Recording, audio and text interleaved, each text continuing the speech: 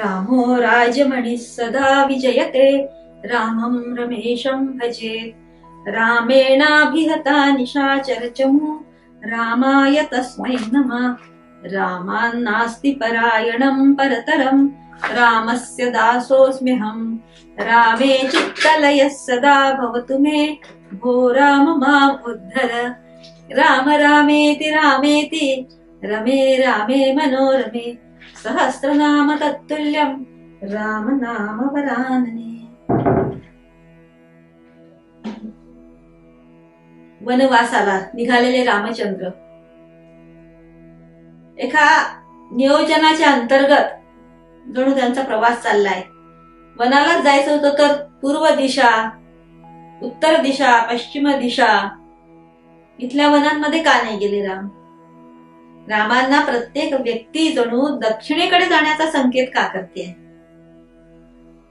आपण बघितलं होतं भरद्वाज मुनींनी त्यांना चित्रकूटावर राहायला सांगितलं आणि त्याच्यानंतर ते दक्षिणेकडे प्रवास करते झाले। आणि कालच्या सांगण्याच्या ओघामध्ये आपण विराधाचा वध बघितला, पण तत्पूर्वी ही तिघही अत्री आणि अनुसया आश्रमामध्ये पोहोचले आहेत।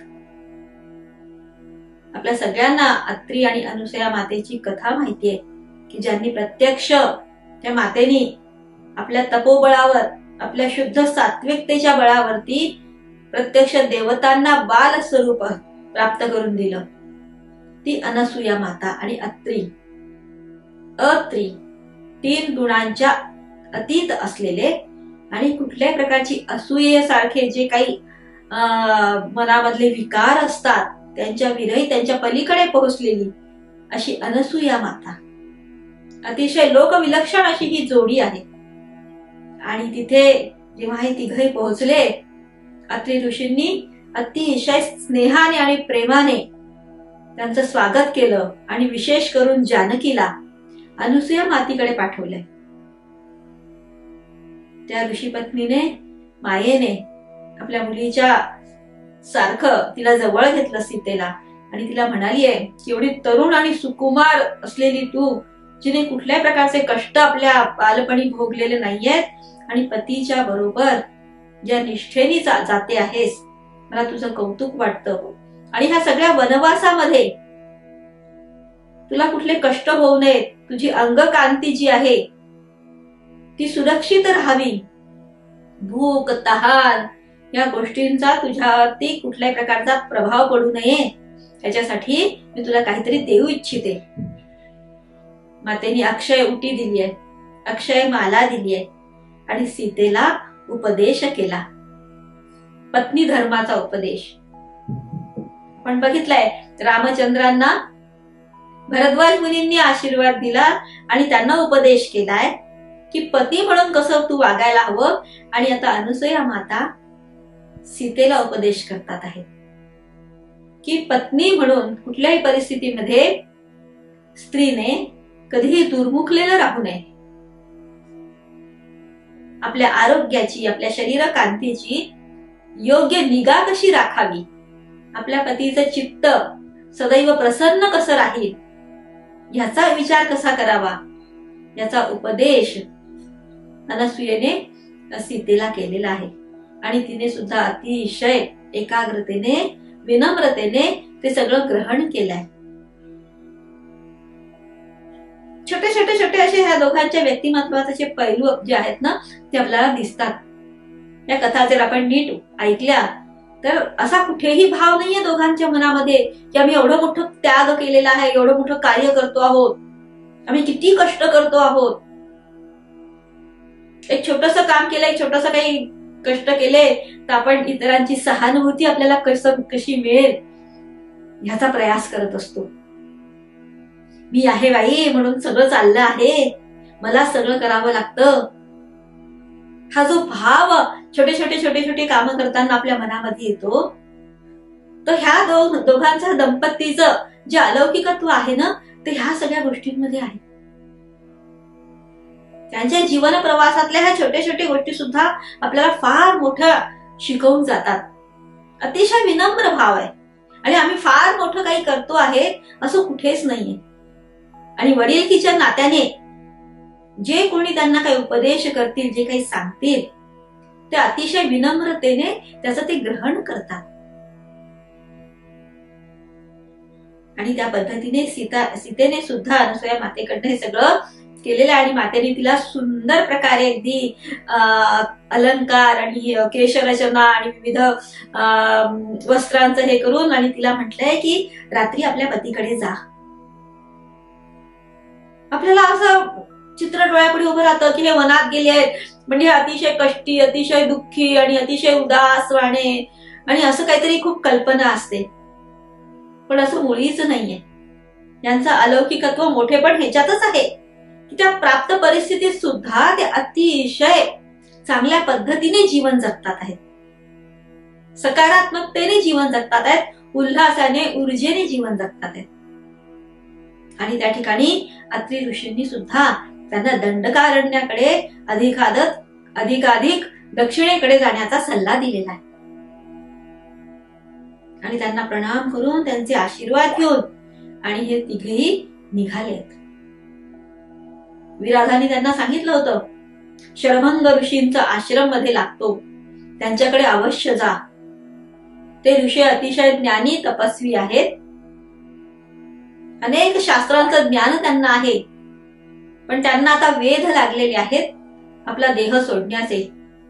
त्यांचा आणि इंद्रांचं विशेष मैत्र आहे. इंद्र वारंवार त्यांच्या आश्रमात येत असतात. तुम्हालाही पुढचं काही मार्गदर्शन नक्कीच त्यांच्याकडून मिळेल. आणि म्हणून शरभंग ऋषींच्या आश्रमाकडे हे तिघ निघाले. आश्रम परिसरात, आश्रम मंडलात पोहोचल्यानंतर त्यांच्या लक्षात आलं रामचंद्रांच्या की त्या आश्रमाच्या प्रवेशद्वाराशी सुसज्ज असं एक विमान उभं आहे. 4 प्रहरींनी ते संरक्षित केलेलं आहे. श्वेत छत्र चामरांनी ते सुशोभित असं अतिशय तेजस्वी, सर्व दिशा चकाकून सोडणार असं ते विमान. आणि ते लक्ष्मणाला, सीतेला म्हणतात आहेत की एकंदरीत ह्या विमानाकडे बघितल्यानंतर जे इंद्राच्या विमानाचं वर्णन आपण आजपर्यंत ऐकत आलो तसं वाटतंय. याचा अर्थ इंद्र स्वतः ह्यावेळी आश्रमात आहेत. चला, त्या योगाने आपली भेट होईल त्यांची. आणि म्हणून ते लक्ष्मणाला आणि सीतेला म्हणतात की तुम्ही इथे थांबा, मी ऋषींना भेटून त्यांची परवानगी काढतो. आणि असं म्हणून जसे राम निघाले तितक्यात आश्रमात अगदी घाई गडबडीने निघाल्यासारखे इंद्र निघाले आहेत आणि ताबडतोब विमानात बसून आणि ते निघून गेले. असं बघितल्यानंतर राम माघारी वळले आणि लक्ष्मण आणि सीतेला घेऊन आणि तिघांनीही त्या आश्रमात प्रवेश केला.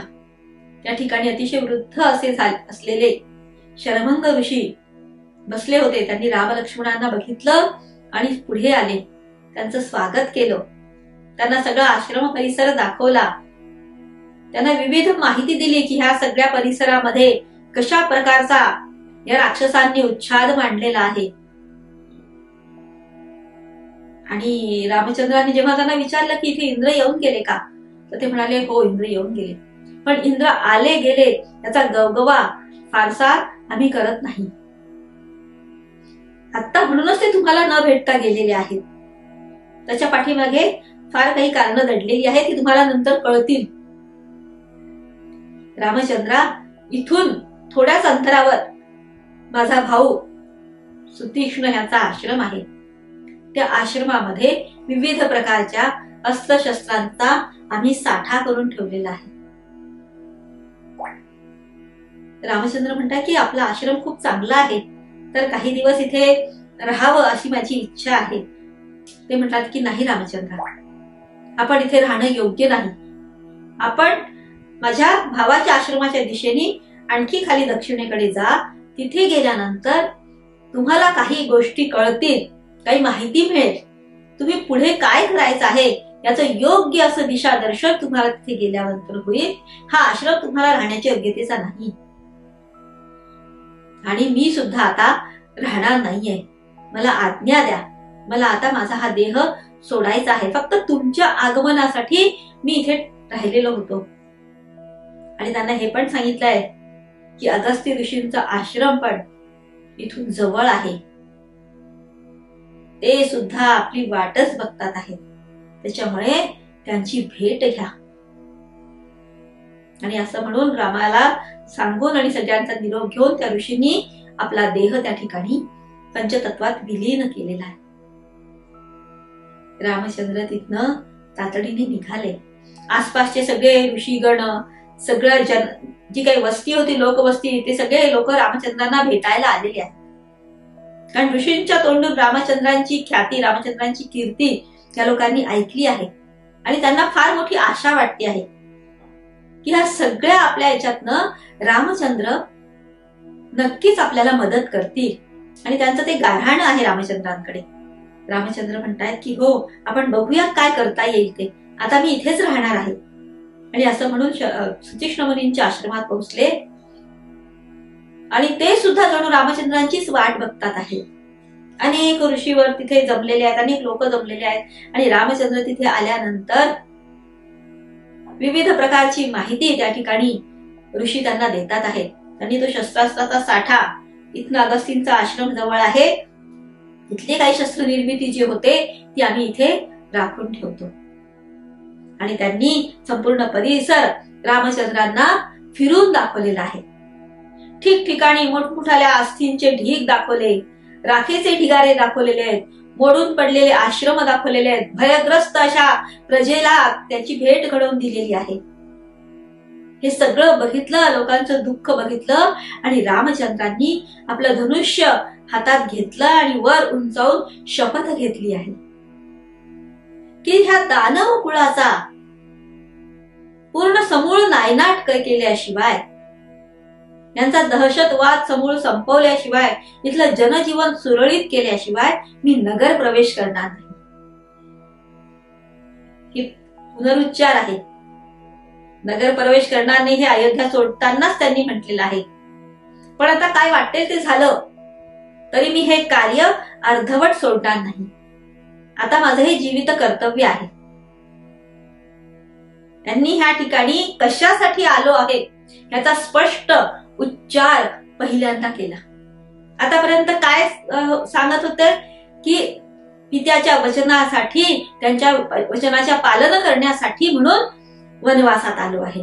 पण आता या सुतीक्ष्ण मुनींच्या आणि बाकी इतरांच्या समोर त्यांनी शपथ घेतली आहे की मी हा वनवासाचा सगळा कालावधी या लोकांचं दुःख, कष्ट दूर करण्यासाठी आणि हा दहशतवाद संपवण्यासाठी सत्कारणी लावेल.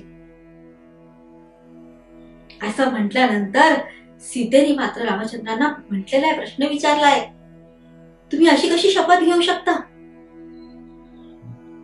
तुम्ही त्या शृंगवेरपुरालाच वल्कल आणि जटाजूट धारण करून तापसाचा वेश धारण केला. तुम्ही तेव्हा म्हटलं होतं आपण वनात जातो आहे आणि तिथल्या लोकांसारखंच आपलं जीवन असणार आहे. आपण वनवासी, एखाद्या साधू सारखा वेश घालून आणि आपण इथे संचार करतो आहोत. आणि आता तुम्ही आपलं हे धनुष्य उंचावून शपथ घेता आहे. हा अधर्म नाही का? हे आपल्या सत्य मार्गावरून ढळणं नाही का? तेव्हा रामचंद्रांनी तिला पुन्हा धर्माची व्याख्या स्पष्ट करून सांगितली आहे. आणि त्या योगाने इतरांनाही सांगितलेलं आहे की मी दशरथ पुत्र राम एक क्षत्रिय आहे आणि त्या अयोध्येच्या साम्राज्याचा मी एक प्रतिनिधी आहे. पितृवचनासाठी मी सगळं सोडलं आहे, माझं वैभव सोडलेलं आहे, माझं राजसिंहासन सोडलेलं आहे. पण क्षत्रिय म्हणून असण्याचं कर्तव्य, त्या अयोध्या नरेशांचा एक प्रतिनिधी असण्याचं कर्तव्य, ते पण मात्र मी ते सोडलं नाही. तो माझा धर्म आहे पहिला. आणि जिथे जिथे म्हणून अन्याय असेल, जिथे जिथे म्हणून अत्याचार असेल, तिथे तिथे हातात शस्त्र घेऊन त्याचं निराकरण करणं हा माझा एक क्षत्रिय राजपुत्र असल्याचा प्रथम धर्म आहे. त्याच्यामुळे मी कुठल्या अनाठाई अशी शपथ या ठिकाणी घेतलेली नाहीये. पूर्ण आसेत हिमाचल पसरलेलं हे राष्ट्र जे आहे ते आमचं आहे. आणि तिथल्या कुठल्याही कोपऱ्यामध्ये कुठल्याही प्रकारचा अन्याय, अधर्म घडत असेल तर तिथे जाऊन आणि त्याचं निराकरण करणं माझं कर्तव्य आहे. म्हणून जानकी माझा वेश जरी बाह्य तापसाचा असला तरी मी अंतर्यामी क्षत्रियच आहे. त्याच्यामुळे आणि जानकीचं समाधान त्या योगाने इतरांच्या मनात उभे राहणाऱ्या प्रश्नांना सुद्धा त्यांनी इथे संपवलंय, थांबवलं आहे. आणि आपण क्षत्रिय असल्याचा पुनरुच्चार केलाय. आणि ते बघितल्यानंतर सगळ्यांना एक प्रकारचा धीर आलेला आहे. आपण जेव्हा असं बघतो की रामचंद्रांनी संपूर्ण भारत इथनं पूर्व पश्चिम असा आडवा पिंजून काढलेला दिसतो. त्या सुतीक्ष्ण मुनींच्या आश्रमापासून ते जेव्हा पश्चिमेकडे जात असताना ते अनेक ठिकाणी गेलेले आहेत. अगदी आपल्या नागपूर जवळ असलेल्या रामटेक पर्यंत तिथे गेलेले आणि तिथून मधल्या ह्याच्यात असलेला अगस्ती मुनींचा आश्रम तिथे पोहोचले. अगस्ती मुनींना भेटल्यानंतर संपूर्ण कार्याचा पट अगस्तींनी उलगडून दाखवलेला आहे. अगस्ती हे अतिशय थोर असे ऋषी आहेत. आजही ठिकठिकाणी म्हणजे कुठल्या ऋषींची देवळं दिसणार नाहीत, पण अगस्तींना मानणारे लोक आहेत. विंध्याचल पर्वताला नमवणारा आणि दक्षिणेचा जो निबिड घनदाट असा अरण्याचा प्रदेश होता, हिंस्र श्वापदांनी राक्षसांनी युक्त असा तो परिसर मानवांना राहण्यासाठी योग्य करण्यासाठी धडपडणारे, त्यांना विविध विषयाचं ज्ञान देऊन त्या वनवासी लोकांचं आयुष्य सुखकर करणारे, त्यांना शेतीचं ज्ञान दिलं, त्यांना जीवनाच्या विविध अंगांचं ज्ञान दिलं, त्यांचा ते संपूर्ण भाग प्रदेश जो आहे तो सुपीक केला, ते ज्ञान त्यांना दिलं, त्यांना आत्मनिर्भर बनवण्यासाठी आपलं संपूर्ण आयुष्य हे केलेलं आहे. त्यांच्या बाबतीत आपण कथा ऐकतो की आचमनामध्ये एका त्यांनी संपूर्ण समुद्र आटवलेला आहे. त्यांनी तर समुद्र पूर्ण किनारपट्टी जी आहे केरळ वगैरे जो भाग तो त्यांनी मानवांना राहण्यासाठी तिथला समुद्र हटवून त्या काळात आणि मानवी वस्तीसाठी योग्य असा करून दिलेला आहे. अनेक विद्या त्यांना अवगत आहेत. अस्त्रशस्त्रांची विद्या विशेष करून अनेक प्रकारचे अस्त्रशस्त्रांचे ज्ञाती आहेत. विविध प्रकारच्या ऊर्जांचं कशा प्रकारे उत्पादन करावं, त्या कशा प्रकारे उपयोगात आणाव्यात याचं ज्ञान त्यांना आहे. आणि हे सगळं आहे आणि म्हणूनच फक्त त्यांना आता कोणाची वाट होती तर ह्या सगळ्याचा उपयोग करून आणि रावणाचं निपात करेल अशा एका क्षत्रिय वीराचं, तरुण ऊर्जावान तेजस्वी अशा एका सेना नायकाचं आणि रामचंद्रांच्या रूपाने तो येणार आहे याची खात्री असल्यामुळे अगस्ती मुनी तिथे आश्रम स्थापून आणि थांबलेले आहेत. रामचंद्रांना त्यांनी पूर्ण कार्याची योजना करून दिली, त्या दोघांनी मिळून केली आणि रामचंद्र जवळजवळ 8-10 वर्ष त्या संपूर्ण परिसरात फिरतात आहेत आणि लोकांचं एक नेटवर्क त्या ठिकाणी त्यांनी तयार केलं. विविध प्रकारची माहिती गोळा केली, लोकांच्या मनामध्ये विश्वास निर्माण केला, त्यांचं संघटन केलं. अशी ती 8-10 वर्ष घालून आणि मग नंतर अगस्तींच्याच सांगण्यावरून त्यांनी नाशिक येथे पंचवटीला मुख्य कार्य केंद्र म्हणूयात आपलं राहण्याचं हे तिथे ठेवलं आणि तिथे ठेवून ते संपूर्ण आसमंत तो सगळा परिसर ते फिरत होते. नुसते 10 वर्ष त्यांनी अशीच काढली नाहीये, त्या ठिकाणी आपल्या पुढल्या कार्याच्या दृष्टिकोनातनं तयारी सुरू केलेली आहे. आतापर्यंत एक विराध सोडला तर आपण फार कुणाचा त्यांना उपसर्ग पोहोचला बघितला नाहीये. हे असं सगळं करत असताना त्यांची जटायूशी भेट झाली. आता जटायू आणि पक्षी असं आपल्याला सगळ्यांनाच हे आहे की एक मोठा गृध्र पक्षी होता आणि त्यांनी रामचंद्रांना मदत केली.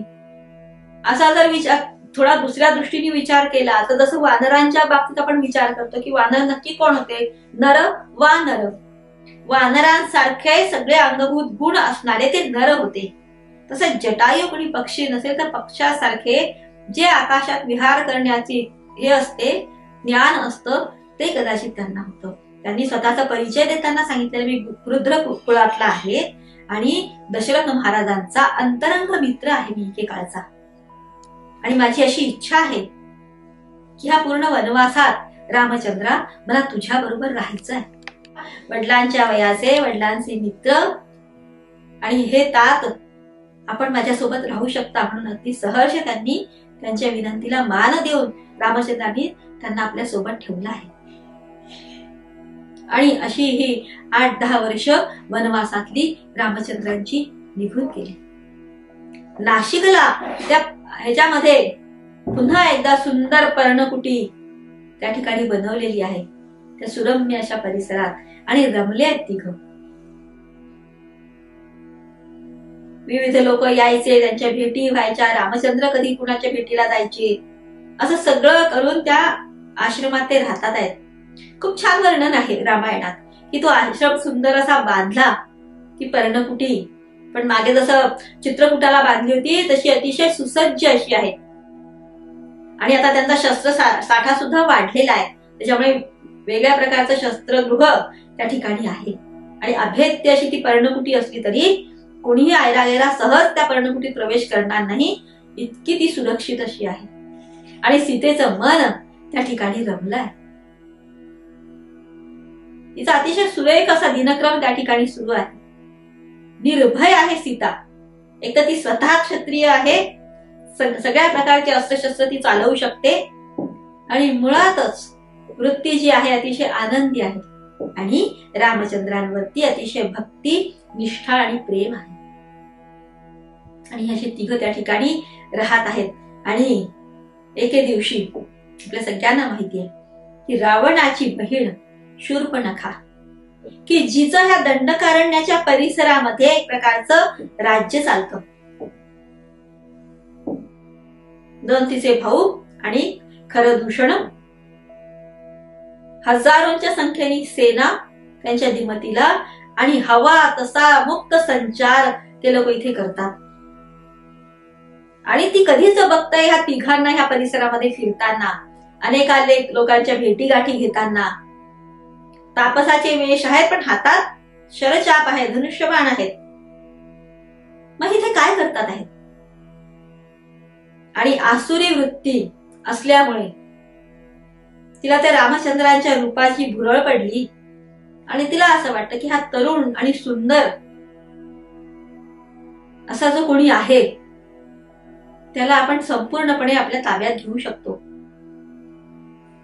आणि म्हणून तिने मायावी रूपाने आपलं कुरूप जे रूप होतं, बाह्य अंग होतं, ते अतिशय चांगल्या पद्धतीने नटवून आणि एके दिवशी सकाळी राम आपलं सगळं आधीक हे करून बसलेले असताना ती त्यांच्यापर्यंत आली.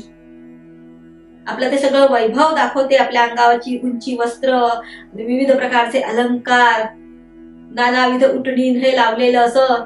आणि त्यांच्यापर्यंत गेली आणि त्याला विचारते आहे की हे सुकुमार पुरुषा, तुझ्या रूपाने मला तुझ्यापर्यंत खेचून आणलं आणि मी पण बघ कशी रूपगर्विता आहे. हा सगळा दंडकारण्य परिसर जो आहे हा माझ्या ताब्यात आहे, मी हवं ते करू शकते. माझी अशी इच्छा आहे, आपण माझ्याशी विवाह करावा. रामचंद्राने ते सगळं बघितलं आणि ते तिला म्हणतात आहेत की मी तर एक पत्नी व्रती आहे आणि माझी बायको ह्या ठिकाणी आहे, त्याच्यामुळे मी तर काही तुझ्या प्रस्तावाला अनुमती देऊ शकत नाही. पण माझा बंधू जो आहे ना तो माझ्यापेक्षा जास्त सुंदर आहे, कर्पूर गौर वर्ण आहे त्याचा आणि तो एकटाच आहे, त्याच्याकडे जा. थोडी थट्टा केल्यासारखं किंवा हे असं टाळलंय रामचंद्रांनी की त्या परस्त्रीशी मी काय बोलू. आणि लक्ष्मण तर उग्र स्वभावाचे आहेत, त्यांना माहितीये त्या कदाचित तिला हाकलून देतील थोडक्या ह्याच्यामध्ये. पण लक्ष्मणांनी तिला थोडस ह्याच्यातच घेतलं आहे की अगं बाई, तुला जर माझ्याशी लग्न करायचं असेल तर तुला दासी होऊन राहावं लागेल ह्या दोघांची. चालत असेल तर बघ बाई, दासी होऊन राहणं तर हिला मान्य होणंच नव्हतं. मग तिच्या लक्षात आलं की या 2 भावांच्या मध्ये ती जी तिसरी आहे ना बाई, हीच मोठा अडथळा आहे. आणि ती मग त्यांना म्हणते की ती बाईच आहे तुमच्या ह्याच्यामध्ये, मी तिला खाऊन संपवते, म्हणजे कुठलाच अडथळा नाही, मग कुणीही माझ्याशी तुम्ही लग्न करू शकता. आणि हे ऐकल्यानंतर दोघांच्या लक्षात आलं की ही राक्षसीच आहे. हे सगळ्या करण्याच्या पाठीमागे हाच उद्देश होता की मूळ काय आहे तिचं स्वरूप हे कळावं, कोण आहे, कुठून आली, हे जे सांगते आहे सगळं ते खरं आहे की नाही. आणि मग रामचंद्रांनी खूण केली. स्त्री दाक्षिण्य, स्त्री आहे म्हणून एकदम मारून नको टाकूस, अपमान होईल तिचा, असं काहीतरी कर.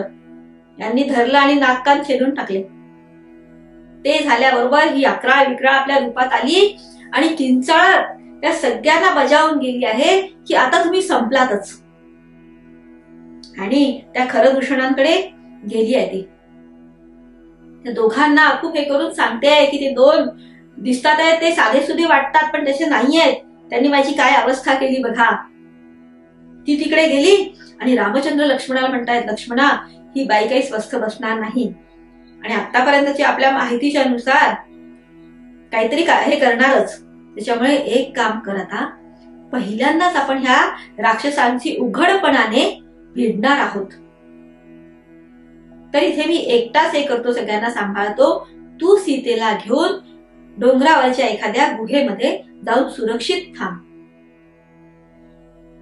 आणि म्हणून लक्ष्मण सीतेला घेऊन निघाला आहे. आणि ह्या ठिकाणी रामचंद्रांनी आपले अस्त्र शस्त्र सांभाळून आणि तयारीनिशी उभे आहेत.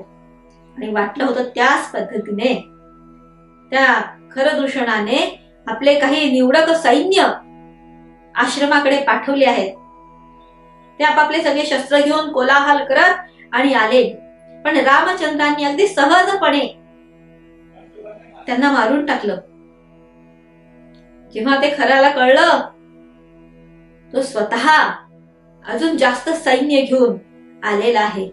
आणि रामचंद्रांनी आपल्या अमोघ अशा बाणांनी त्यांना आपल्यापर्यंत पोहोचू दिलं नाही. असं वर्णन आहे की रामचंद्र आपल्या भात्यातनं बाण केव्हा काढायचे, ते धनुष्याला केव्हा लावायचे आणि केव्हा तो शत्रूवरती बाण हे करायचा, या क्रिया वेगवेगळ्या दिसतही नव्हत्या. नुसता बाणांचा वर्षाव हे एकटे करत होते आणि एवढं सैन्य त्यांनी एका घटकेत संपवलं. मग त्या दोघांनी खरदूषणांनी त्यांची हजारोंची सेना सगळीच्या सगळी आणली आहे. आणि रामचंद्रांनी एकट्याने त्यांचा निपात केला. वर्णन असं आहे, घट्ट जटाजूट बांधलेले, आपले वस्त्र घट्ट हे केलेले रामचंद्र एक पाय पुढे घेऊन आपले पावलं रोवून आणि धनुष्यातनं ते बाण सोडतात आहेत. जसं एखाद्या मशीन गन मधनं, AK-47 मधनं आणि ह्याच्यातनं जसा सतत मिनिटाला कित्येक गोळ्यांचा वर्षाव होतो ना, त्या पद्धतीचं वर्णन आपल्याला वाल्मिकींच्या ह्याच्यामध्ये मिळतं बघा, ऐकायला बघायला, की कशा पद्धतीने रामचंद्र एकटे या हजारोच्या सैन्याला परास्त करतात. एक व्यक्ती तर त्यांनी जिवंत सोडली नाही त्यातली. आणि रामचंद्र सुद्धा स्वतः अतिशय घायाळ झालेले आहेत. वर्णन आहे की पलाश वृक्ष, पळसाचा वृक्ष उन्हाळ्यामध्ये कसा सर्वांगाने लाल फुलांनी बहरून गेलेला दिसतो ना, तसे रामचंद्र त्या अंगावरच्या जखमांनी आणि त्या वाहणाऱ्या रक्तांनी एखाद्या पलाश वृक्षासारखे दिसतात. थकून गेलेत रामचंद्र सुद्धा. पहिल्यांदाच एवढ्या मोठ्या आणि एवढ्या पराक्रमी त्या असुरांशी रामचंद्रांनी युद्ध केलंय, ते सुद्धा एकट्याने. अनेक प्रकारची अस्त्र वापरली आहेत त्याच्यात त्यांनी. आणि ते सगळे केल्यानंतर शूर्पणखा घाबरली आहे आणि तिने ताबडतोब लंकेकडे प्रस्थान केलं. ते सगळं झालं. लक्ष्मण आणि सीता आले, सगळं केलेलं आहे. सगळे प्रजाजन त्या आसपासचे आले, ऋषीगण सगळे धावून आले. आणि रामचंद्र म्हणतात की लक्ष्मणा, आता इथनं आपल्याला अतिशय सावध राहिलं पाहिजे. आता आपण खरंच त्या युद्धाला तोड फोडल्यासारखं झालंय. आतापर्यंत सगळं असं जे होतं ते एकमेकांना आजमावणं चाललं होतं, की खरं कुठे काय चाललेलं आहे. आणि आपण जर ह्या गोष्टीचा थोडासा विचार केला की या लोकांनी नाक कान कापले शूर्पणखेचे, म्हणजे नक्की काय केलं असेल. रावणाचं एवढं प्रचंड सेना या दंडकारण्यात तळ देऊन बसलेली आहे. त्याची प्रमुख ती शूर्पणखा आहे आणि खरदूषण तिच्या मदतीला आहे. आणि इथनं ते पुढे वरती उत्तर भारतामध्ये आपला चंचू प्रवेश करतात आहेत. ठिकठिकाणी त्यांचे अड्डे नवीन नवीन निर्माण इथनं करतात आहेत. आणि रावणाला त्या लंकेमध्ये बसून सगळ्या काही ज्या गोष्टी आहेत त्याची माहिती मिळते आहे. जणू त्याचं कान आणि नाक इथे आहेत. एखादं दूरसंचार केंद्र उद्ध्वस्त करावं ना, त्या पद्धतीने राम लक्ष्मणांनी त्यांचे इथली जी तार जोडलेली होती लंकेशी तीच मुळी तोडून टाकली. आणि रावणाला काही कळलंच नाही इथे एवढं सगळं घमासान युद्ध झालं, इतकं सगळं झालं. कारण दूरसंचार केंद्र त्यांचं जातं शूर्पणखेच्या रूपामध्ये, त्याचाच विध्वंस केलेला आहे त्यांनी. आणि शूर्पणखेला मग स्वतःला तिथे जावं लागलंय. ती तिथे गेली, रावणाला सगळं वर्णन करून सांगितलं की अयोध्या नरेश दशरथाचे 2 मुलं त्या ज्येष्ठाच्या स्त्री बरोबर आलेले आहेत आणि त्या ठिकाणी राहतात आहेत. त्यांना राज्यातनं हाकलून लावलेलं आहे. पण ते लोकांनी आपल्या अस्त्रांच्या शस्त्रांच्या साह्याने बघा काय अवस्था केली. आपलं सैन्य मारल्या गेलं, तिथलं सगळं खरं दूषण मारल्या गेले. मी कशी बशी बचावून आले. पण रावणावर काही फरक पडला नाही. एवढं तेवढं सैन्य गेल्याने त्याचं काहीही होत नाही. तो म्हणाला तुम्हीच काहीतरी वेडवाकडं केलं असेल म्हणून हे सगळं घडलं. तुम्ही बेसावध राहिलात. तुम्ही शत्रूचं व्यवस्थित आकलन करून घेतलं नाही, त्याच्यामुळे असं घडलं. आणि तुला तरी काय गरज होती जाऊन असं उगीच कुठेही काही हे करायची? कसला ह्या वयात विवाह वगैरे करतेस? आणि रावण बधतच नाहीये, त्याला ह्या गोष्टीचं गांभीर्य कळत नाहीये. असं बघितल्यानंतर मग तिने खास उपाय योजलाय. ते म्हणते रावणा, अरे हे सगळं करण्याच्या पाठीमागे खरं मी तुझाच विचार केला होता. माझा कसला विचार केलास? तर ती सांगते की त्या 2 तरुणांबरोबर जी तरुण आणि अतिशय स्वर्गीय सौंदर्य लाभलेली जी स्त्री आहे ना, मी खरं तर तिलाच तुझ्यासाठी आणायला गेले होते. असं ऐकल्यानंतर रावणाचे एकदम सगळ्या जागे झाल्या चित्तवृत्ती. आणि तो म्हणतोय की काय सांगतेस? ती म्हणाली हो, मी खरं तर तिलाच आणायचं तुझ्यासाठी म्हणून गेले होते, नाही तर मला काय करायचं होतं तिकडे. आणि मग रावण म्हणतोय असं जर काही असेल तर बघायला हवं जाऊन. मी स्वतः जाऊन बघतो काय घडलंय. पण तो राजकारणपटू आहे, तो असा हे नाहीये काही रावण आहे. तो म्हणतो की एकदम जाण्यात काही हे नाहीये, काहीतरी उपाय योजला पाहिजे. आणि मग त्याच्या लक्षात येतं की आपला मामा जो त्या दक्षिण तीरावरती बसलेला आहे कधीचा, त्याच्याकडे जावं आणि त्याला विचारावं हे काय आहे. आणि त्यालाच सांगावं त्या कोणची ती तरुण स्त्री आहे त्यांच्यावर बसलेली, तिचं नाव सीता आहे सांगतात, तिला घेऊन यावं. आणि म्हणून तो सहज फिरायला निघाल्यासारखा आला आहे आणि मारीचाला हुडकून काढलं आणि त्याला सगळं सांगितलं. मारीच अतिशय घाबरलेला आहे. रामचंद्रांच्या 16व्या वर्षी मारलेल्या एका बाणाने तो इतका घाबरलेला आहे की तो म्हणतो की आता ते इथे आलेले आहेत तर मी त्या भागाला जातच नाही दंडकारण्यात कधीच. मी आपला इथेच असतो आणि तुम्ही सुद्धा हा काही विचार करू नका. जे आपल्याकडे वैभव आहे ते खूप आहे, कशाला हात दाखवून अवलक्षण करायचं. आणि तुम्हाला सांगतो त्याच्या पाठीमागे अनेक लोक त्याला मदत करण्यासाठी लपून आणि हे करून कार्य करतात आहेत. ते सगळं त्याचं वनात येणं वगैरे इतकं सहज सोपं वाटत नाहीये.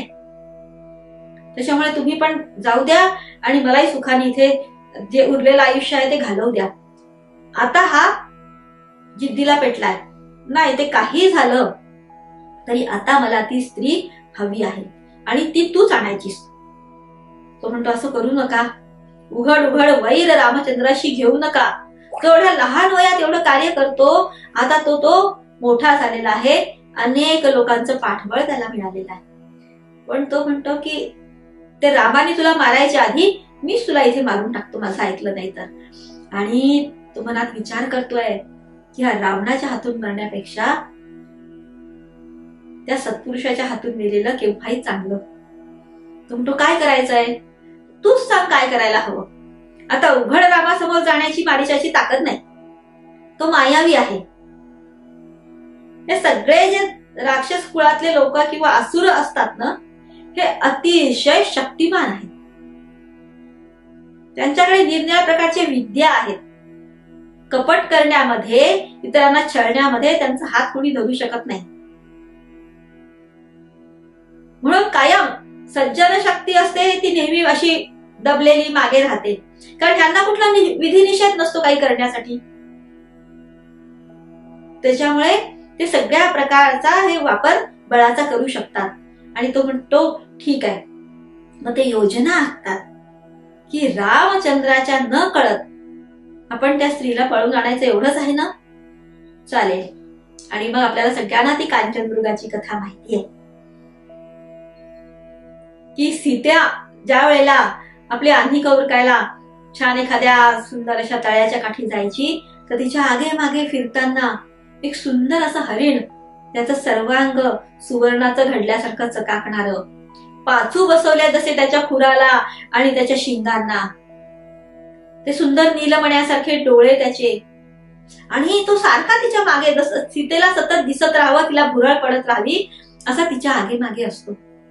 एक दिवस बघितलं, 2 दिवस बघितलं, आणि मग ती रामचंद्रांना म्हणते आहे की आता बस, थोडेच दिवस राहिलेत आपल्याला अयोध्येला परत जायला. तर ह्या वनवासी जीवनातल्या काही आठवणी स्वरूपात मला इथनं काही न्यावंसं वाटतं. आणि एक अलौकिक असा तो सुवर्ण मृग मी कधीची बघते आहे, तो माझ्यासाठी आणून द्या. त्याला जिवंत आणलं ना, तर आपण त्याला आपल्यासोबत तसंच घेऊन जाऊ, आपल्या राजवाड्यात तो राहील. आणि जर नाही तर त्याला मारून त्याचं कातड ते घेऊन या, कारण मला त्याची कंचुकी शिवायची आहे. आणि हट्ट केलाय सीतेने. आणि आपल्या सगळ्यांना माहितीये यांचं जे दाम्पत्य जीवन आहे अतिशय समरस आहे. एकमेकांच्या इच्छा पूर्तीसाठी दोघंही धडपडतात. आणि रामचंद्रांना वाटतं किती छोटीशी गोष्ट आहे. आणि ते लक्ष्मणाला म्हणताय की तो कुठला तो सुवर्णमृग दिसतोय कधीचा, मी त्याला आणायचा प्रयत्न करतो, तू मात्र आश्रम सोडून जाऊ नकोस, कारण खूप मोठी घटना नुकतीच घडून गेलेली आहे. लक्ष्मण म्हणतो की रामचंद्रा, आपल्याला ठाऊक आहे की इथे अनेक प्रकारचे मायावी असे राक्षस फिरत असतात. विविध रूप घेऊन दर आल्या दिवशी आपल्याला त्यांचा सामना करावा लागतो. आणि अशा परिस्थितीत सुवर्णाचा मृग हा आजपर्यंत आपल्या ऐकण्यात नाहीये. रामचंद्र म्हणताय तुझं म्हणणं बरोबर आहे. ते जे काही असेल ना, त्याचा छडा लावणं हे आपलं काम आहेच. पुढे मागे काही आपल्यावरती संकट येऊ नये त्या दृष्टीने जरी विचार केला तरी त्याच्या मागे जाणं आपल्याला भाग आहे.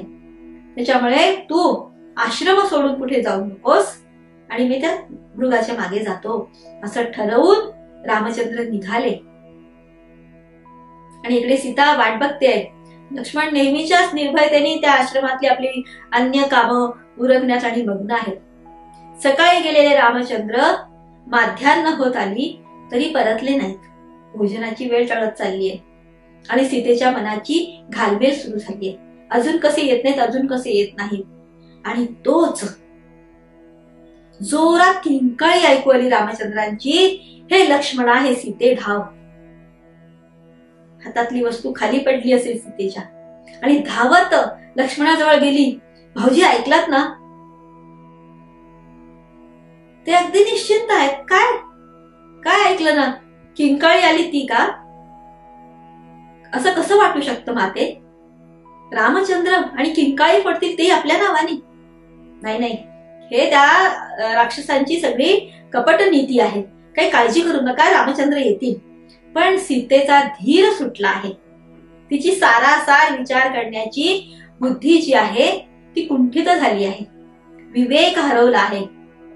आणि हे खूप नैसर्गिक आहे. एखाद्या स्त्रीला जर आपला पती संकटात आहे असं जेव्हा लक्षात येतं तेव्हा आपल्याला सगळ्यांना अनुभव आहे की आपण नीटपणे विचार करू शकत नाही. सीतेचं तेच झालेलं आहे. एरवीची सतत सावध असलेली, लक्ष्मणांना अतिशय मानणारी, पुत्रवत माया करणारी, आणि ती आता त्यांना घाई करते आहे की जा रामचंद्रांना घेऊन या. ते म्हणतात रामचंद्रांना मी घ्यायला जात नाही, कारण त्यांची आज्ञा आहे. त्याच्यामुळे ती मग चिडते आहे आणि त्या संतापाच्या भरात, त्या दुःखाच्या आवेगात ती लक्ष्मणाला म्हणते आहे की आता माझ्या लक्षात आलं की आमच्या बरोबर एवढं वनात येण्याचं कारण काय. इकडे निष्कंटक राज्य करता येईल आणि आपल्याला सुद्धा जर वेगळी काय अभिलाषा असेल माझ्या संदर्भातली, तर मला सांगते, मी इथे माझा प्राण तुमच्या समोर देईल, पण मी कुणालाच वश होणारी नाही. खूप मोठी गोष्ट सीता नकळतपणे बोलून गेलीये लक्ष्मणाला. आणि त्याच्यासारखा अतिशय निस्पृह विरागी अशा पुरुषाला सुद्धा, त्या साधू पुरुषाला सुद्धा आपला शोक आणि आपलं हे मन आवरता आलं नाहीये. आणि तो म्हणतो, माते मी जातो आहे, पण तुम्ही मात्र ह्या आश्रमाच्या ह्याच्यातनं बाहेर पाऊल टाकू नका. हा आपला आश्रम जो आहे तो अतिशय सुरक्षित आहे, पण ह्याच्या बाहेरचं जग हे अतिशय असुरक्षित आहे. त्याच्यामुळे इथून मात्र तुम्ही बाहेर जाऊ नका, आश्रमातच राहा. सीता कुठल्याच बोलण्याकडे लक्ष देत नाहीये. तुम्ही निघा, तुम्ही जा, एवढा दोष आहे. आणि नाईलाजाने लक्ष्मण तिथनं निघाला आणि आता आश्रमात फक्त सीता आहे. ठरल्याप्रमाणे रावण आलाय कापट्य वेश धारण करून. मध्यान्हीची वेळ, एक ब्राह्मण भिक्षा मागतोय. त्याही परिस्थितीमध्ये आपलं कर्तव्याचं भान सीतेने ठेवलंय आणि उपलब्ध असलेलं सगळं साहित्य घेऊन आणि तिने आश्रमातनच त्यांना म्हटलंय की हे घ्या. आणि त्यांनी बघितलं की सीता आश्रमातनं बाहेर येत नाहीये आणि आपल्याला आश्रमात जाता येत नाही. आणि म्हणून त्याने मूर्छा आल्याचं, चक्कर आल्याचं, बेशुद्ध पडल्याचं सोंग केलं. ते बघितल्यानंतर सीतेचं मातृहृदय जे आहे ते कळवळलं आणि तिच्याही नकळत पाणी घेऊन आणि ती आश्रमाच्या बाहेर त्याच्यापर्यंत पोहोचली. त्या तोंडावर पाणी टाकण्यासाठी म्हणून ती वाकली आहे आणि त्या रावणाने तशीच सीतेला उचलून आपल्या खांद्यावर घेतली आणि सगळं ब्रह्मांड सीतेला आठवलं. आणि तो प्रचंड अट्टहास करत तो रावण तिला आपल्या रथापर्यंत न्यायचा प्रयत्न करतो आहे. आणि सीता धडपडली, जोर जोरात त्याला प्रतिकार करते आहे आणि त्याच्या ह्याच्यावरून सुटून ती धावते आहे. झुळझुळ वाहणाऱ्या त्या नदीच्या त्या वाळवंटातनं सीता पुढे आणि पाठीमागे हा राक्षस धावतोय. जोर जोरात ती आक्रोश करते, रामचंद्रा, लक्ष्मणा धावा. आणि जटायूला तो आवाज आला. जटायू स्वतः आले त्या ठिकाणी आणि त्या रावणाबरोबर जटायूचं युद्ध सुरू आहे. रावणाने जटायूला फार यांनी मारलं आणि ते युद्ध करताना एकमेकांना जेव्हा ते जोरजोरात सोडून आव्हान प्रति आव्हान देतात आहेत आणि त्यावेळेला रावण मोठ्या गप्पा मारून त्याला एक प्रकारे मनोवैज्ञानिक असं युद्ध खेळायला त्यांनी सुरुवात केली. मी फार मोठा पराक्रमी आहे, मी असा आहे, मी तसा आहे. तो सुद्धा म्हणतोय की तू काय पराक्रमाच्या गप्पा मारतोस? जर तू खराच पराक्रमी असतास तर अशा पद्धतीने छल कपटाने ह्या स्त्रीला तू असं हिरावण्याचा प्रयत्न केला नसतास. तो म्हणतो तुझ्यात काय बळ आहे रे पक्षा? माझ्या अंगठ्यामध्ये माझी सगळी ताकद आहे. एका अंगठ्याच्या बळावरती मी सगळी पृथ्वी दाबून ठेवू शकतो. जटायू म्हणतो माझ्या पंखांमध्ये बळ आहे. आणि असं झाल्यानंतर तो त्या जटायूला खाली उतरून आपल्यावरती वार करण्यासाठी प्रेरित करायला लागला. जटायूनी झेप घ्यावी आणि त्याने आपल्या तलवारींच्या सहाय्याने त्याच्या पंखांवरती आघात करावे.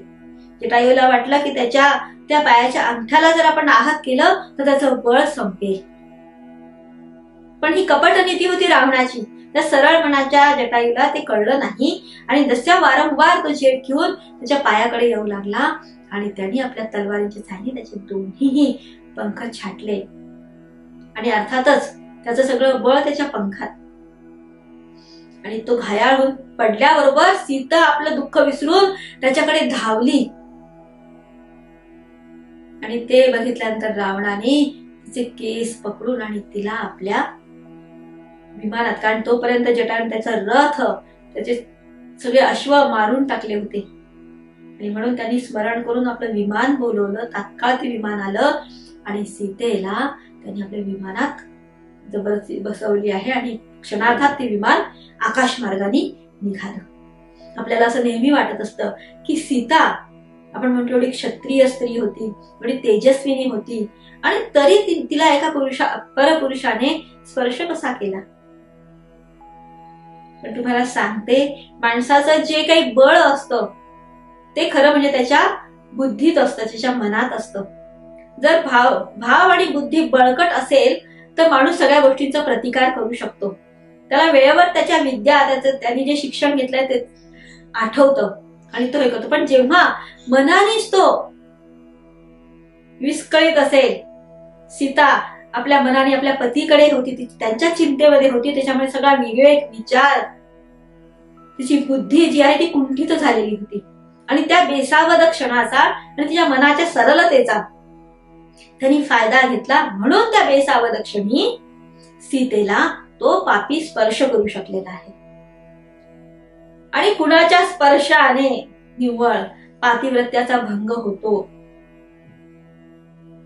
ही कल्पना किती चुकीची आहे. हा, स्वतःच्या मनाने, स्वतःच्या इच्छेने परपुरुषाला स्पर्श केला तर सतीत्वाचा भंग. पण ही पूर्णपणे त्याही स्थितीमध्ये आपल्या पतीशी जोडले गेलेली आहे. तिचे सगळे अष्टभाव त्यांच्या ठिकाणी आहेत. त्याच्यामुळे निव्वळ त्याने जबरदस्तीने तिला ओढून आणि रथात बसवली आणि आपल्या बरोबर विमानात बसवली, म्हणून सीतेचं पावित्र्य कसं भंग होऊ शकतं. आणि अशा त्या असहाय्य असलेल्या, रडणाऱ्या, ओरडणाऱ्या, प्रतिकार करायचा प्रयत्न करणाऱ्या सीतेला तो राक्षस आकाश मार्गे घेऊन निघाला. सीतेने बघितलं, आता आपलं काहीच होऊ शकत, आपल्या मदतीला कोणीच येऊ शकत नाही, काय करावं विचार करते आहे. आणि तिला एका पर्वताच्या शिखरावरती काही वानर मंडळी बसलेली दिसली, तर तिने रावणाचं लक्ष नाही असं बघून आपल्या अंगावरचे काही अलंकार काढले आणि आपल्या उत्तरीयाचं एक टोक फाडून त्याची एक पुरचुंडी बनवली आणि त्या वानरांच्या दिशेने फेकून दिली. त्याही अवस्थेत सीता सारासार विचार, आता ती थोडीशी स्थिर झालीये, ती विचार करायला लागलीये की ह्या संकटातनं आपण कसं बाहेर पडणार. आपण या संकटात आहोत असं रामचंद्रांबरोबर जवळ कोण सगळा हा निरोप देणार. आणि तिने त्याच्याही नकळत ते कार्य केलं रावणाच्या. आणि त्या वानरांकडे ती आपल्या अलंकारांची पुरचुंडी फेकली. ते सगळे बघतात आहेत की रावण कोणा एका स्त्रीला घेऊन आणि बळजबरीने निघालाय. आणि तुम्हाला सांगते, ते दृश्य सगळ्यांसाठी नवीन नाहीये. अशा अनेक स्त्रियांना रावणाने आपल्या बंदिवासात टाकलेला आहे. कुठलाच विधी निषेध ठेवलेला नाहीये त्यांनी. आणि त्याच्यामुळे ते नुसते बघत राहिले आहेत.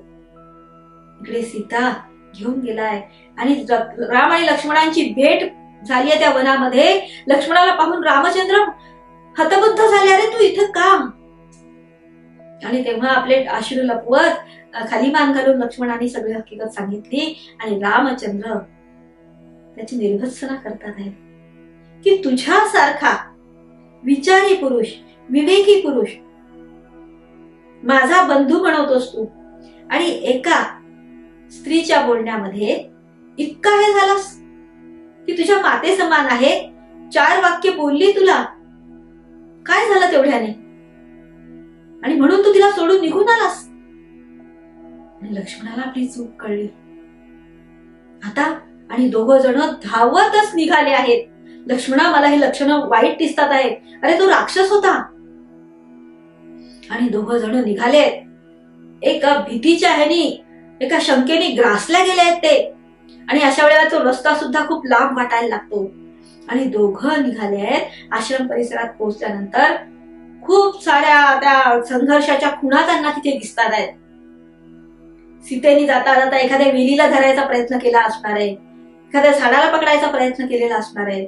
त्या वाळूवरती अनेक पावलं उमटलेली दिसतात आहेत आणि अधिकच मनामध्ये आशंका घेऊन ते आश्रमात पोहोचले आणि बघतात तो आश्रम निर्मनुष्य आहे. सीतेला हाका मारतात आहे दोघ जण, कुठूनच प्रतिसाद नाहीये.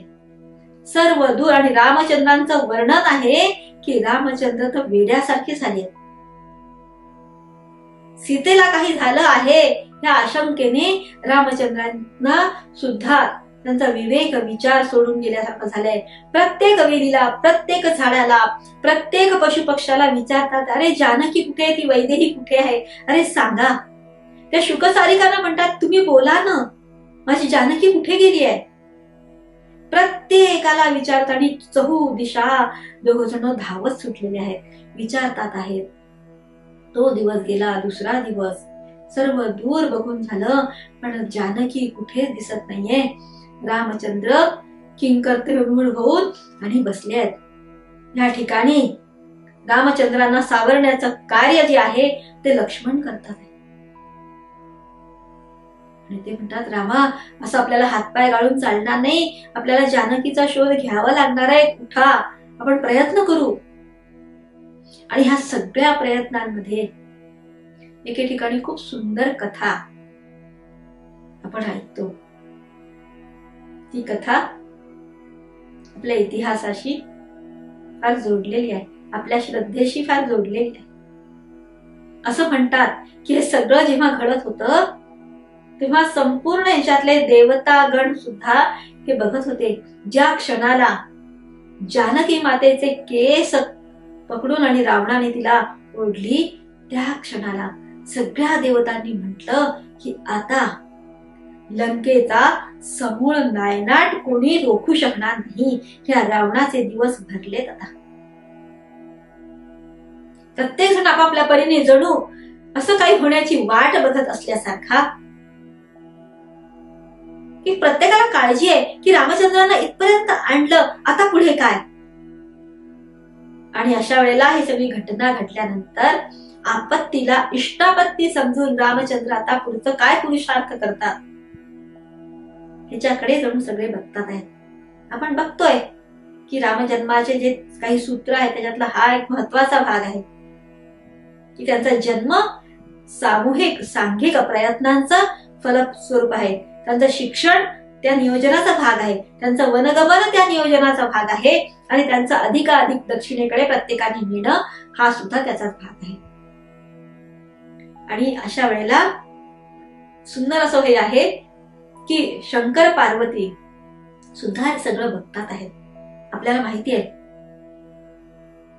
की राम नाम ही शंकरांची ऊर्जा आहे, त्यांचे प्राण आहेत आणि सतत राम नामाचा जप ते करतात.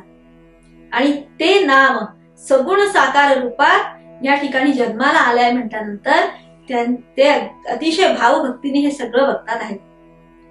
तेव्हा सोबत असलेली पार्वती माता ती त्यांना म्हणते आहे की आपण ज्या रामचंद्रांचे एवढं गुणगान करता ते तुमचे देव, तुमचा आदर्श, तुमचं आराध्य. बघा, एखाद्या सर्वसामान्य माणसासारखं आपल्या पत्नीच्या विरहामध्ये आक्रोश करत वेड्यासारखे वृक्षवेलींना कवटाळत फिरतात आहेत. हे कसं? शंकर म्हणतात आहेत की ते जाणून घ्यायचं असेल ना पार्वती, तर त्याच्यासाठी साधना करावी लागते.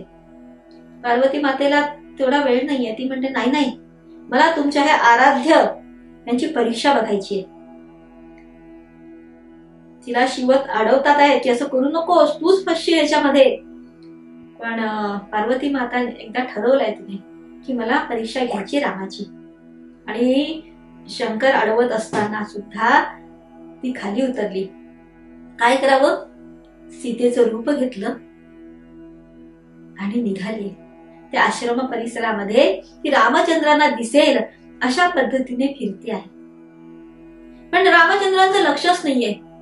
ते हे सीते, हे जानकी असं ओरडा त्यांच्या समोरून कितीदा तरी गेले, पण त्यांनी बघितलं सुद्धा नाहीये त्यांच्याकडे. मग शेवटी निरुपाय होऊन समोरून चालत येते आहे. त्यांच्या समोर येऊन जेव्हा उभी राहिली तेव्हा रामचंद्राने त्यांच्याकडे बघितलं आणि पदस्पर्श करून, माते तू का आलीस इथे, असा प्रश्न विचारला आणि नमस्कार केला. त्याच क्षणाला पार्वती मातेला कळून चुकलं, आपण केवढी मोठी चूक केली आहे, की ह्याही स्थितीमध्ये रामचंद्र आपली पत्नी आणि परस्त्री ह्याच्यातला भेद समजू शकतात आणि माता म्हणून प्रणाम करतात. केवढं अलौकिक असं व्यक्तिमत्व आहे. का नाही त्यांना देव म्हणणार, का नाही त्यांची आराधना करणार कोणी. आणि ती आपल्या मूळ स्वरूपात येऊन रामचंद्रांना आशीर्वाद दिला की रामचंद्रा, तुझी पत्नी तुला नक्कीच मिळणार आणि तुझ्या हातून जे कार्य होण्याचं ठरलं आहे ते कार्य होईल आणि तुझी कीर्ती हे सगळं विश्व ओलांडून पल्याड जाईल. आणि असं म्हणून निघून गेली. तीच ही तू का आई, तू इथे का ग आई, असा प्रश्न म्हणून जी तुकाई तुळजाई, रामवरदायिनी आणि नंतर शिववरदायिनी, शिवछत्रपतींना वर देणारी आणि त्यांच्याकडून अलौकिक असा पुरुषार्थ घडवून आणणारी तीच ही माता. रामचंद्रांना आशीर्वाद मिळाला, आपल्याला तुळजाईच्या स्वरूपात एक शक्तीपीठ मिळालं, आपली धर्म संस्कृतीचं रक्षण करणारा एक अलौकिक राजा मिळाला, ज्या योगाने आजही आपली संस्कृती टिकून आहे. पण पार्वती मातेला मात्र त्या अपराधाची शासन मिळालं. शंकरांनी त्याग करून ते तपश्चर्येला निघून गेले. पार्वती मातेला पुन्हा दुसरा जन्म घ्यावा लागला त्यांच्याशी विवाह करायला. अशी ही अलौकिक कथा ही आपला इतिहास जोडते, म्हणून आपल्याला हे सांगायचं आहे. आणि असं झाल्यानंतर राम लक्ष्मण जे माग दिसतात आहेत त्याच्या योगाने पुढे पुढे चालत गेले. आणि ह्या परिस्थितीमध्ये कबंध नावाचा राक्षस पुन्हा त्यांना सामोरा आला. कबंध याचा अर्थ की त्याचं हे मधलं शरीर होतं हे इतकं प्रचंड होतं की त्याच्यामध्ये त्याची मान, त्याचं डोकं लपल्यासारखं झालं होतं. छोटे पाय, मान दबलेली आणि फक्त मधलं शरीर मात्र अवाढव्य. त्याच्यावर ठिकठिकाणी लोंबत असलेली प्राण्यांची आतडी, केस, रक्त अशा ह्यानी गिडबिडलेला तो राक्षस त्या दोघांना खायला आला. आणि राम लक्ष्मणांनी दोघांनी मिळून त्याचे हात पाय तोडले आणि त्याला मरणासन्न अवस्थेमध्ये आणून सोडलं. तेव्हा तो रामचंद्रांना म्हणतो आहे की रामचंद्रा, माझं सगळं और्ध्वदेही करशील ना तरच मला मुक्तता मिळेल. आणि तुला सांगतो की ज्या मुहूर्तावर तुझी वस्तू, हरवलेली वस्तू सापडते त्याच मुहूर्तावर सीतेचं अपहरण झाल्यामुळे सीतेचा शोध नक्कीच लागेल. आणि त्यासाठी जर तुला प्रयत्न करायचे असतील तर इथनं पुढे मातंग ऋषींच्या आश्रमाकडे तू जा. पंपा सरोवराच्या काठावरती त्या परिसरात मातंग ऋषींचा आश्रम आहे. तिथे तुला नक्कीच तुझ्या पुढच्या कार्यासाठी सहाय्य मिळणार आहे, लाभेल. त्याच्यामुळे रामचंद्रा तिथे जा, पण मला मात्र अग्नी दे. आणि त्याही परिस्थितीमध्ये रामचंद्रांनी त्याला अग्नी दिला आणि तो एका गंधर्वाचं रूप घेऊन निघून गेला. तीच कथा आहे सगळी. पुन्हा तेच सगळ्यांना शापाला उशाप केव्हा मिळतो जेव्हा सत्कर्म होतं. आणि जात असताना मध्ये त्यांना एक प्रचंड असा रक्ताने लिडबिडलेला एक खेळ दिसलं. त्यांना वाटलं कुणी राक्षस असेल म्हणून धावत जेव्हा गेले त्याला मारायला, ते गरुड हे जटायू होते. आणि जटायूंना बघितल्यानंतर रामचंद्र धावत जाऊन त्यांचं मस्तक आपल्या मांडीवर घेतलं, त्यांना आपल्या स्वहस्ते जल पाजलं. आणि जटायूंच्या थोडीशी ताकद आल्यावर त्यांनी सांगितलं, रामचंद्रा, अरे मी तुझं कार्य नीट करू शकलो नाही. मी म्हणालो होतो की मी तुमच्या संरक्षणासाठी तुमच्या सोबत राहील, पण मी जानकीचं रक्षण नाही करू शकलो. रामा, मला क्षमा कर. आणि त्यांचे ते उद्गार ऐकून रामचंद्रांना अतिशय दुःख झालं. आणि ते म्हणताय, तुम्ही तुमचं कर्तव्य पूर्णपणे पार पाडलं. आणि तो सांगतोय की रावणाने तिला दक्षिणेकडे नेलीये रामा, एवढंच मी बघू शकलो. आणि त्यांचं प्राणोत्क्रमण झालं. रामचंद्रांनी आपल्या पित्याचं जसं सगळं करावं तसं सगळं जटायूचं केलं. त्यांना तिलांजली दिली, पिंडदान केलं. हे सगळं रामाने केव्हा केलं की जे तेव्हा अतिशय दुःखात, अतिशय कष्टात आहेत अशा प्रसंगी केलाय. आणि त्यांनी सांगितल्या दिशेला हे दोघही भाऊ निघाले आहेत. त्या पंपा सरोवराचा प्रदेश जो आहे ना अतिशय सुंदर आहे, सुपीक आहे. विविध फुलांचे गालिचे अंथरलेले त्या ठिकाणी जणू. त्या फुलांचं वैशिष्ट्य आहे की ती फुलं सुकत नाहीत. का सुकत नाहीत? त्याची कथा आहे की मातंग ऋषींच्या त्या तपश्चर्येमुळे हा प्रदेश पावन झाला आहे. त्यांनी लोकांना श्रमाची महती सांगितली. कष्ट करा आणि त्या कष्टातनं मोती पिकवा. आणि त्या कष्टकऱ्यांच्या घामात ज्या थेंब तिथे पडलेली आहेत त्याच्यामुळे इथली जमीन जी आहे अतिशय सुपीक आहे आणि म्हणून इथली फुलं कधीच कोमेजत नाहीत. याचा अर्थ 12ही महिने कुठल्याही ऋतूमध्ये तिथला परिसर हा फळाफुलांनी सुशोभित असा असतो. त्या सुंदर परिसरात पोहोचल्यानंतर रामचंद्रांच्या मनात पुन्हा सीतेच्या विरहाने उसळी मारली. त्यांना अतिशय शोक होतोय की जानकीला हे सगळं किती आवडलं असतं, ती किती आनंदित झाली असती, ती किती प्रफुल्लित झाली असती. मंडळी, आपल्याला नेहमी असं म्हटलं जातं कथांमध्ये, गाण्यांमध्ये की रामचंद्र कसा आपल्या पत्नीचं रक्षण करू शकला नाही, आपल्या पत्नीला त्यांनी त्रास दिला, तिच्यावर अन्याय केला. पण राम आणि सीता इतके एकरूप आहेत, इतके हे आहे की त्यांना एक परस्परांचं सुख दुःख कशात आहे याची जाणीव आहे. आणि या ठिकाणी रामचंद्रांना सीतेची काळजी आहे, कारण ती त्यांच्या संरक्षणात त्यांच्यावर निर्भर होऊन ह्या वनवासाला आली आहे. आणि म्हणून ते दुःख रामचंद्रांना जास्त जाणवत आहे की मी माझ्या पत्नीचं रक्षण करण्यात कमी पडलो. ती कुठल्या परिस्थितीत असेल, तिला किती कष्ट होत असतील, ह्या जाणीवेनं त्यांना वेदना होतात आहेत, दुःख होतात आहे. आणि लक्ष्मण त्यांना परोपरीने समजूत घालून पुढे नेतो आहे. आणि त्या पंपा सरोवराच्या परिसरामध्ये हे पोहोचले. रामचंद्र जेव्हा मतंग ऋषींच्या आश्रम परिसरात पोहोचले, आपल्या सगळ्यांना माहिती आहे की जी सद्भक्त, भक्तीचं अगदी मूर्तिमंत असं रूप असलेली माता शबरी, तिचा निवास त्या ठिकाणी आहे. आणि अख्खं आयुष्य रामा रामा रटते रटते असं जिचं गेलेलं आहे. राम दर्शनाची अभिलाषी असलेली एक सद्भक्त त्या ठिकाणी राहते. पूर्वजन्मीची एक राणी आहे राजाची, सात्विक आहे. तिच्या मनामध्ये हे सगळे जे सनातन धर्माविषयीचं प्रेम आहे, साधू संतांविषयीचं प्रेम आहे. त्याच्यामुळे नित्य ह्या लोकांसाठी काही करता यावं ह्या विचारांमध्ये सतत ती असते.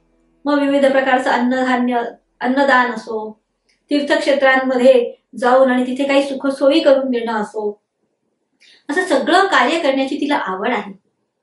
तीर्थयात्रा कराव्या, तिथल्या साधू संतांना काय हवं नको ते बघावं, त्यांचे सगळे कष्ट दूर करावेत, मंदिरांमध्ये दानधर्म करावा, जीर्णोद्धार करावेत, असं सगळं तिला करायची आवड. आणि ते करत असताना एकदा तिने एका सत्पुरुषांना विचारलं की महाराज, मी हे सगळं करत असते, मला ह्याची आवडच आहे, मग हे केल्यामुळे मला स्वर्गाची प्राप्ती होईल किंवा मला एक चांगला जन्म लाभून आणि माझा उद्धार होईल, असं काही होईल ना माझं या बाबतीत? तेव्हा त्या सत्पुरुषांनी तिला सांगितलं, काय करतेस म्हणजे तू? तिने सगळं सांगितलं. तर म्हणे, हे सगळं तू करतेस? म्हणजे नाही, मी राणी असल्यामुळे राजकोषातनं सगळं घेते आणि माझे जे सेवकगण आहेत त्या सगळ्यांना मी कामाला लावते आणि त्यांच्याकडून हे सगळं करून घेते. म्हणाले, मग अशाने सद्गती लाभत नसते. स्वतः शरीराने मनाने झिजावं लागतं, कष्ट करावे लागतात. तू स्वतः कष्ट करून मिळवलेला एक पैसा दान केला तर त्याचं पुण्य आहे.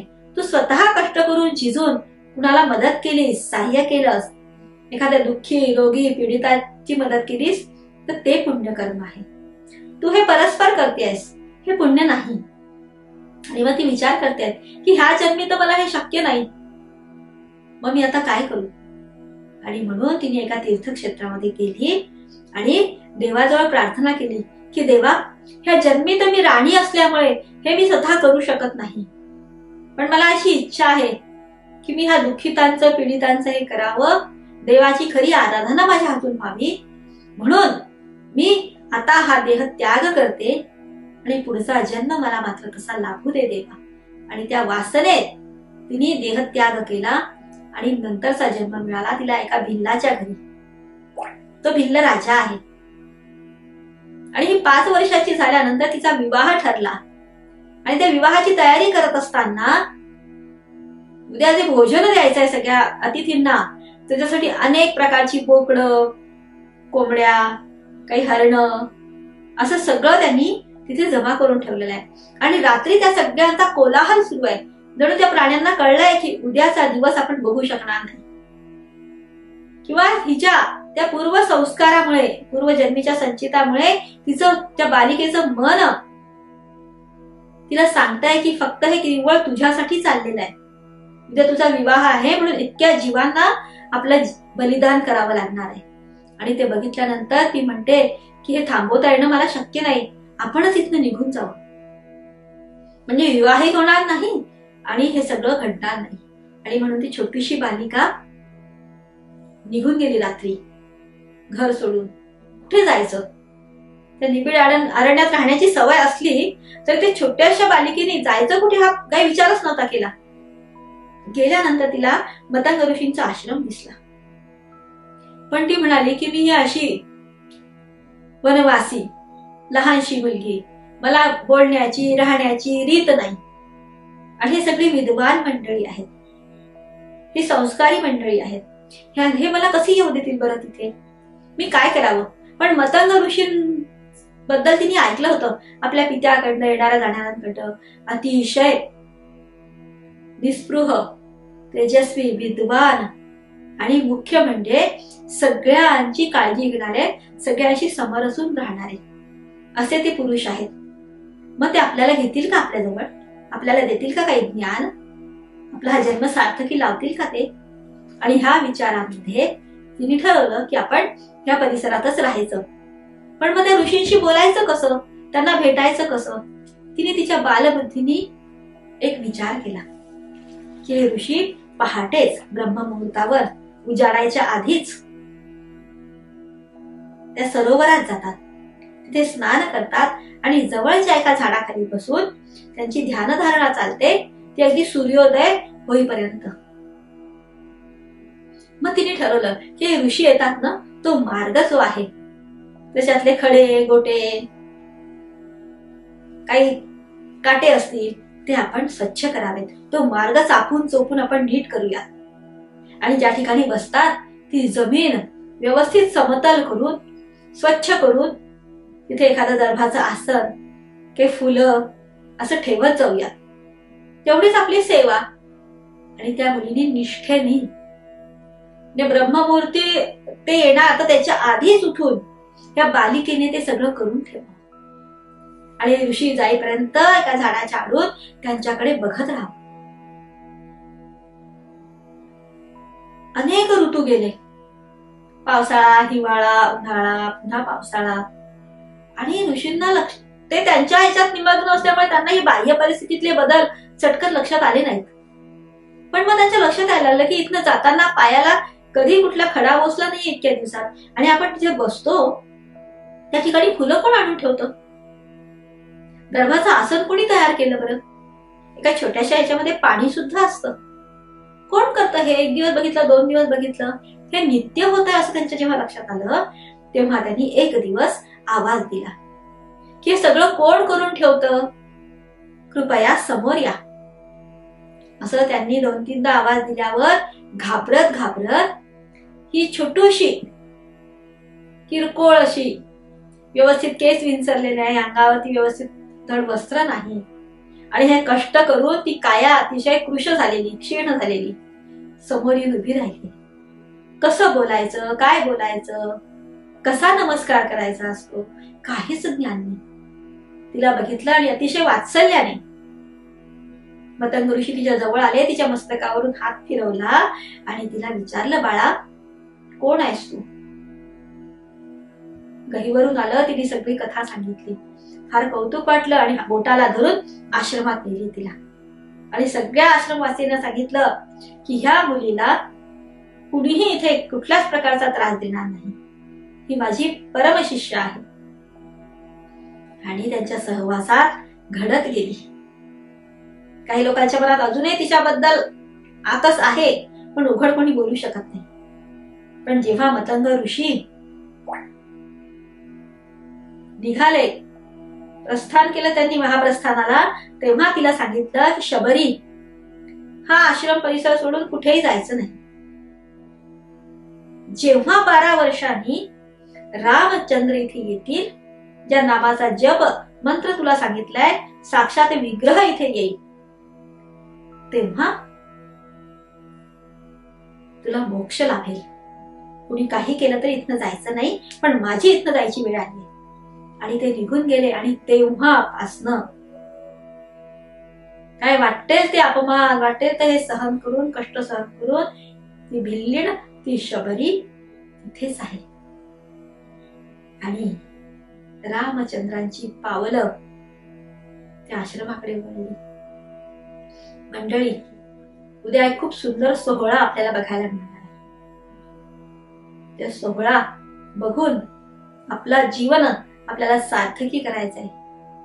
त्याच्यामुळे आज आपण त्या शबरी सारखंच त्या राम नामाच्या ज्यामध्ये आपली रात्र, आपला दिवस घालवूया. आणि राम त्यांच्या स्वभावाचा एक विशेष पैलू त्या योगाने आणखी आपल्याला बघायला मिळणार आहे, तो पण बघूयात की त्यांना राम का म्हणतो. राम हे नाव त्यांनी कसं सार्थकी लावलंय त्यांच्यात. आणि रामाच्या आधी रामाचं नाव आलेलं आहे आपण पाहतोय. तर ते नाव सार्थकी लावणं काय असतं हे आपल्याला बघायला मिळणार आहे. त्याच्यामुळे उद्यापर्यंत थोडी वाट बघावी लागेल. आज आपण ते थांबूया आणि रामचंद्रांना विनवू की त्या प्रसंगाचं साक्षी बनण्याचं भाग्य आम्हाला लाभू देत. बोला राजाधिराज प्रभू रामचंद्र महाराज की जय. महारुद्र हनुमान की जय.